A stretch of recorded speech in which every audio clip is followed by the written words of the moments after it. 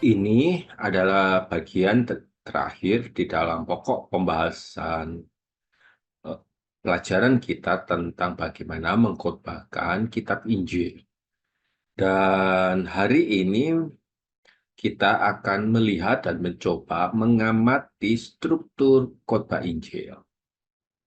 Ada 6 seri yang sudah saya bagikan beserta dengan materi dalam bentuk format PDF, supaya Bapak, Ibu, rekan-rekan hamba Tuhan juga bisa mengikuti pelajaran ini dengan baik.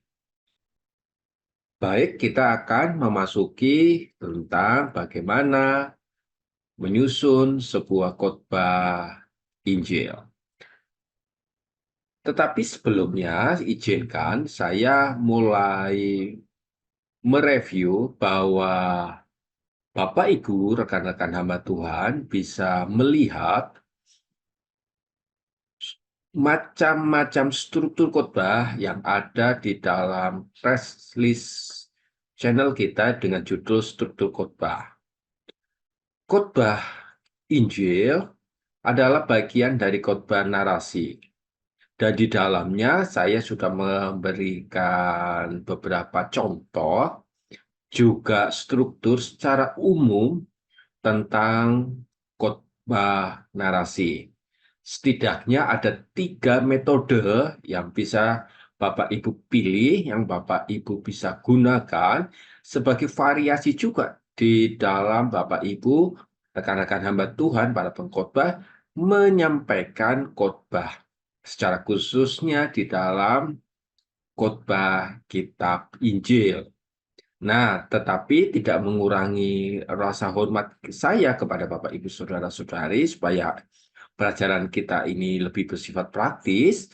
Saya akan memberikan secara singkat, secara dasar, kerangka besarnya terhadap struktur khotbah kitab Injil. Berikut ini adalah beberapa langkah yang bisa membantu kita di dalam kita menyusun khotbah dari kitab Injil. Nah, pertama tentu yang perlu kita lakukan adalah kita harus melakukan pemilihan teks.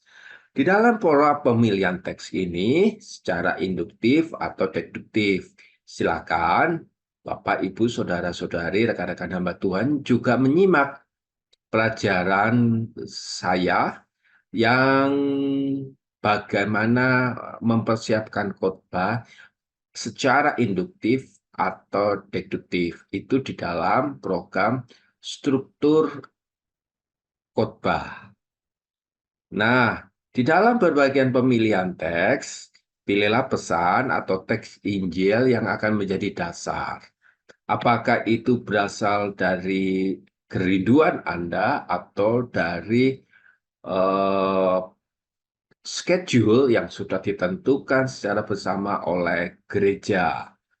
Nah, pastikan di dalam pemilihan teks ini merupakan sesuai dengan apa yang ada, yang kemampuan kita sesuai dengan karakteristik kita, supaya khotbah yang kita sampaikan tersebut memang benar-benar menjadi bagian telah kita hidupi di dalam kehidupan sehari-hari. Yang kedua, tentu setelah kita memilih, kita melakukan apa yang disebut dengan analisis teks. Apa itu analisis teks? Adalah bagaimana kita melakukan proses hermeneutika, eksegesis, terhadap sebuah pemahaman konteks historis, budaya, dan teologis yang ada dari poin pertama, yaitu pemilihan teks. Kita akan melakukan apa yang disebut dengan menentukan pesan, menentukan tema, dan pesan utama. Atau kita melihat dengan mengajukan sebuah pertanyaan apa yang dikatakan oleh teks tersebut. Nah, di dalam penentuan tema atau pesan utama ini, kita benar-benar semua berakar dari teks yang ada. Jadi, apa yang dikatakan di dalam teks? Nah, di dalam ini pun kita harus melihat apa yang dibicarakan oleh penulis Alkitab dan dicoba juga diejawantakan oleh para teolog yang sudah menggumuli di dalamnya, dan kita menemukan sebuah kepastian bahwa apa yang ada di dalam teks tersebut sesuai dengan apa yang akan kita bicarakan. Contoh, kalau teks itu berbicara soal ketaatan, kekudusan, lalu kita menggunakan teks tersebut untuk berbicara hal yang lain, tentu itu tidak sesuai dengan tentuan tema dan pesan utama. Nah, bagaimana yang ketiga, yaitu kita melakukan apa yang disebut dengan pembagian teks. Atau di dalam dunia khotbah, hal ini dikenal dengan pembagian poin. Poin 1, poin 2, poin 3. Atau di dalam pelajarannya saya menyebutnya sebagai tiang-tiang yang menyangga kerangka-kerangka khotbah yang ada. Nah, di dalam pembagian teks tersebut, kita perlu melakukan apa yang disebut dengan pendahuluan. Nah, di dalam proses pendahuluan, kita perlu memikirkan relevansinya terlebih dahulu di dalam kehidupan keseharian para audiens yang sedang kita akan layani. Jangan cepat-cepat langsung masuk di dalam poin. Izinkan menemui halaman, kita memasuki halaman, dan mulai ketok pintu sebelum masuk di dalam poin yang ada.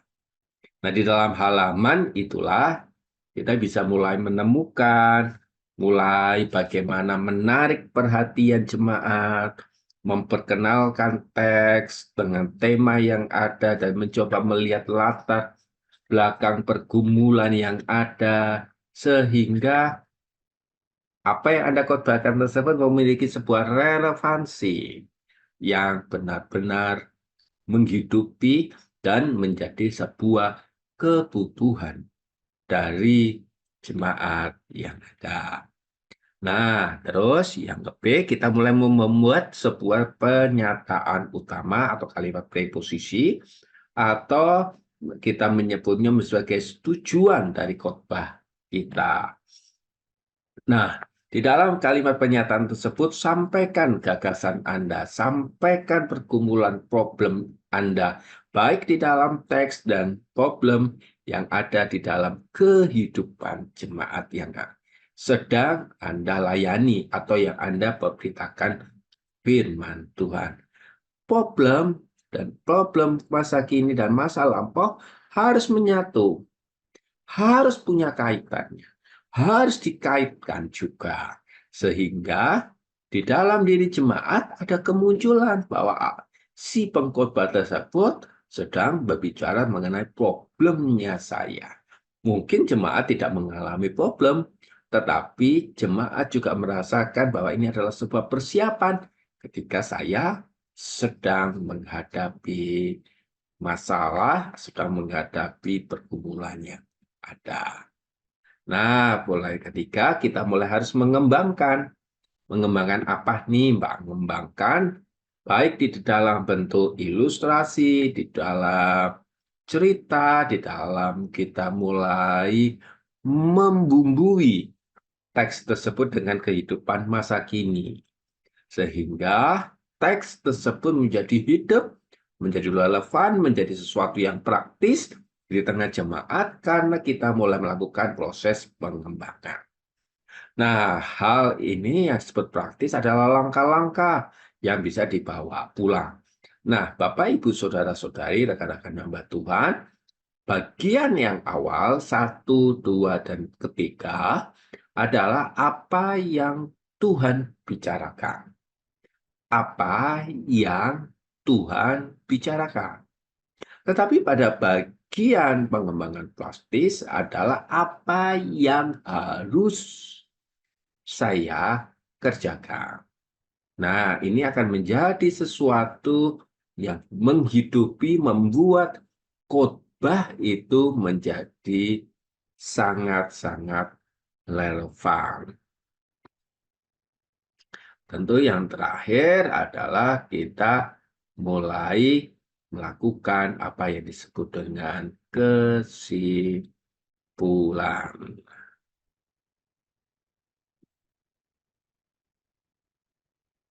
Apa yang harus kita perhatikan di dalam kita mulai menyusun sebuah kesimpulan?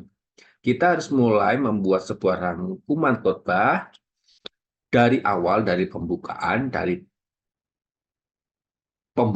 penafsiran itu, batang tubuh sampai penutup, lalu kita membuat sebuah kalimat yang membuat kesimpulan tujuan kita berkhotbah.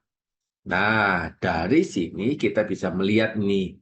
Jadi, ketika kita mempersiapkan sebuah khotbah, Bapak Ibu Saudara-saudari, rekan-rekan hamba Tuhan, pertama, apa yang harus kita lakukan? Yaitu membuat kesimpulan. Kesimpulan yang didapat dari analisis teks, penentuan tema, dan pesan utama. Izinkan setiap kita menyusun sebuah khotbah, kita merangkainya di dalam 2-3 kalimat. Di dalam 2-3 kalimat itu terdiri dari apa yang Tuhan katakan dan tindakan apa yang harus jemaat saya lakukan terhadap apa yang sudah Tuhan katakan. Apa yang Tuhan katakan itu munculnya dari penentuan dan analisis teks. Baik itu secara teologis, baik itu secara historis, maupun secara praktis. Nah, dari situ kita mulai menyusun poin-poin langkah-langkah yang terdiri dari pendahuluan, penyataan, dan pengembangan. Di dalam rangkaian struktur kita, di dalam itu, saya sudah mengulasnya panjang lebar. Sehingga ini tidak menjadi tumpang tindih di dalamnya. Bapak Ibu, rekan-rekan hamba Tuhan, silakan melihat, menyaksikan, mempelajari, memberikan pertanyaan kepada kami, umpan balik kepada kami, respon kepada kami, supaya materi yang kita sajikan ini menjadi sesuatu yang menghidupkan, bukan hanya buat diri Anda, tapi juga buat orang yang kita layani. Nah, kita sudah sampai di ujung pertemuan kita kali ini tentang bagaimana mengkhotbahkan kitab Injil. Tentu harapan dari kami ketika kita mengkhotbahkan kitab Injil yang menjadi sentralnya adalah Kristus Yesus.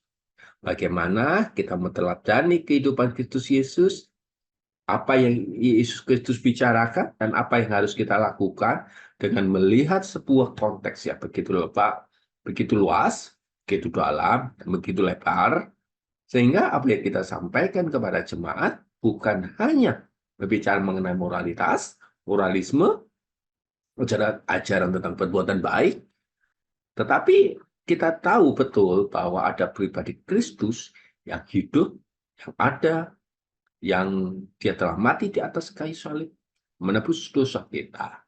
Nah, tentang pelajaran-pelajaran itu kita bisa melihatnya di dalam sebuah rangkaian yang lebih hidup tentang karyanya, tentang pengajarannya, tentang kesaksiannya, tentang bagaimana kehidupan Kristus Yesus itu dijalani ketika dia ada di dunia ini, dan itu menjadi sebuah patokan, menjadi sebuah arahan, menjadi sebuah kompas kehidupan di dalam kehidupan kita dan umat Tuhan dan juga gereja Tuhan. Bila ada pertanyaan, jangan takut, jangan segan, silakan Anda menulisnya di dalam kolom komentar. Dan dengan senang hati saya, tim yang ada akan membalasnya dengan memberikan masukan, memberikan saran terhadap apa yang terbaik. Karena berkhotbah dari sisi apapun bisa ada kritikannya, tetapi yang menjadi kehidupan sang pengkhotbah adalah kita mampu mentransformasi kehidupan kita sendiri dan juga kehidupan jemaat yang ada. Tuhan Yesus memberkati kita dan sampai ketemu di dalam pelajaran-pelajaran kita yang lain. Tuhan memberkati.